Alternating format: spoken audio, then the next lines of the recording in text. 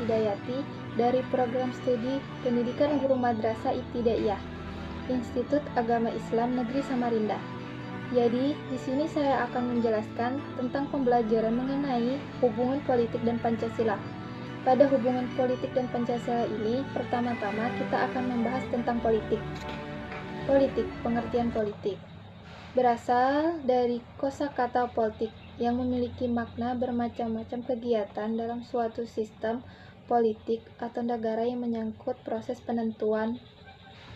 Selain itu, politik menyangkut kegiatan berbagai kelompok termasuk partai politik, lembaga masyarakat, maupun perseorangan.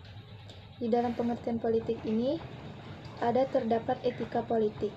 Etika politik mengandung aspek individual karena membahas masalah kualitas moral pelaku dan mengandung aspek sosial karena merefleksikan masalah hukum.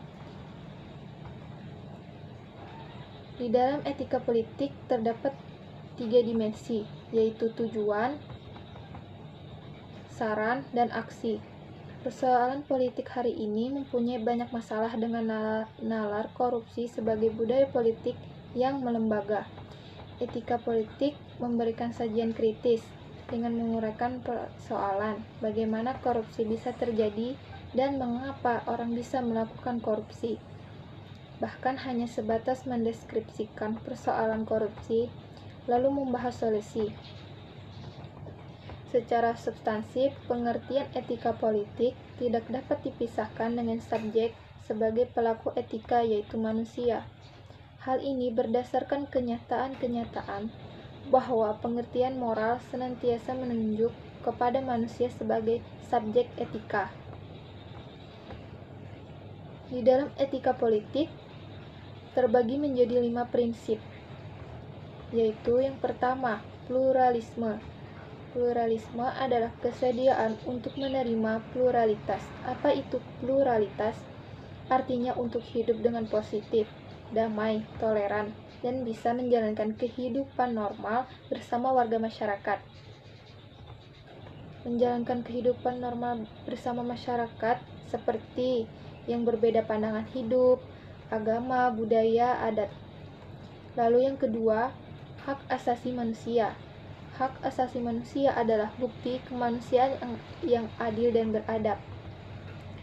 Jadi, bagaimana manusia harus diperlakukan agar sesuai dengan martabatnya sebagai manusia? Yaitu, pertama, A. Mutlak, karena manusia memiliki bukan karena pemberian negara, masyarakat, melainkan pemberian Sang Pencipta. Lalu yang kedua ada B.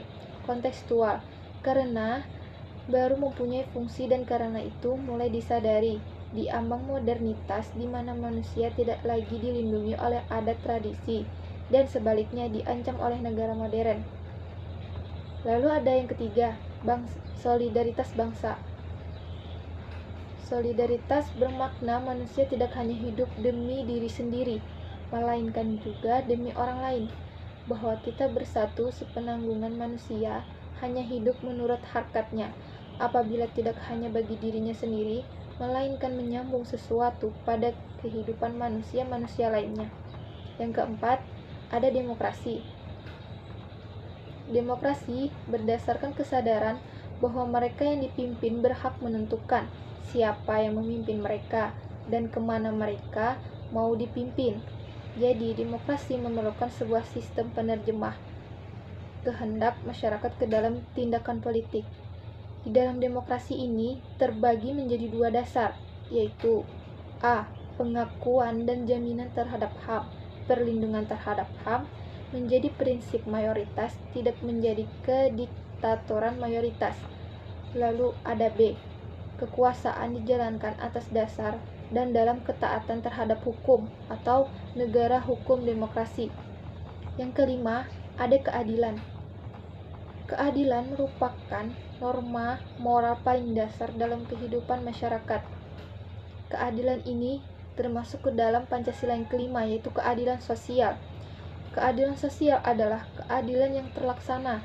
Dalam kenyataan, keadilan sosial diusahakan dengan membongkar ketidakadilan yang ada dalam masyarakat. Untuk itu, dalam keadilan sosial ini di Indonesia ada yang paling serius, yaitu terbagi menjadi 3. Pertama, kemiskinan, ketidakpedulian dan kekerasan sosial. Yang kedua, ekstremisme ideologis yang anti pluralisme. Pertama-tama, ekstremisme agama, di mana mereka yang merasa tahu kehendak Tuhan, merasa berhak, juga memaksakan pendapat mereka pada masyarakat. Lalu yang ketiga, korupsi. Di dalam pembahasan hubungan politik dan Pancasila, setelah mempelajari politik ada Pancasila. Pancasila ini adalah filsafat hidup dan dasar filsafat negara, bahwa secara objektif dan filosofis bangsa Indonesia mendasarkan diri pada nilai-nilai dari sila-sila Pancasila. Pancasila sebagai suatu sistem filsafat pada hakikatnya memiliki suatu nilai sehingga merupakan sumber dari segala penjabaran norma kenegaraan lainnya. Di dalam mempelajari Pancasila tersebut, seseorang hendaknya mendapat menyerahkan diri dari masalah politik, sebab politik tersebut berubah-ubah. Berubahnya politik sebuah negara sangat tergantung pada angin yang berkuasa. Pancasila menjadikan sumber pembuatan perundang-undangan, norma-norma, maka Pancasila perlu difungsikan sebagai alat pengontrol yang mempertanyakan serta menjelaskan legitimasi norma-norma itu sendiri secara bertanggung jawab. Fungsi etika politik dalam bermasyarakat adalah menyediakan alat-alat teoritis untuk mempertanyakan serta menjelaskan legitimasi politik secara bertanggung jawab. Itu saja pembahasan tentang politik dan Pancasila. Kurang lebihnya saya mohon maaf, kekurangannya dari saya dan lebihnya datang dari Allah. Saya akhiri. Assalamualaikum warahmatullahi wabarakatuh.